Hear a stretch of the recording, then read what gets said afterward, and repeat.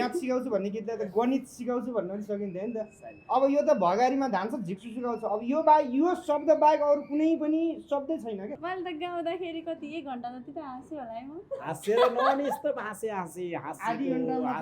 आधी घन्टामा उहाँले गीत गाएर सक्नुभयो, तर 1 घन्टा चाहिँ उभिएर हाँस्नुभयो, 1.5 घन्टा लगाउनु भयो। मैले हातमा घडी नबानी पनि मोबाइल हेर्ने गरेको छु। लास्टै हाँस्दै के कुरामा उठ्यो यो गीतको?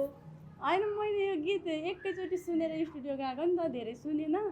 अनि स्टुडियोमा गएर एक्कासी सुन्दा त कस्तो हाँसो लाग्यो कि मलाई चाहिँ। अनि त्यो रेकर्ड गर्ने सर हुनुहुन्छ नि, उहाँले चाहिँ कहाँनिर हाँस्नुभयो त तारा बहिनी भन्ने क्रममा झिक्छु भनेर चाहिँ नि झिक्छु सुकाउँछ भन्ने शब्द छ नि, त्यहाँनिर चाहिँ बढी हाँसो लागेको छ कि। झिक्ने भन्ने त नर्मल शब्द हो। यो कुरा त हामीले पनि उखानमा सुनेको थियौँ कि काम पाइनस् बुहारी पोख्दै उठाउँदै भनेर चाहिँ हामीले पनि सुनेको थियौँ। अब त्यही कुरालाई त्यो होइन, त्यो प्रसङ्ग चाहिँ फरक पऱ्यो। यो हाम्रो मौलिकतासँग सम्बन्धित प्रसङ्ग हो।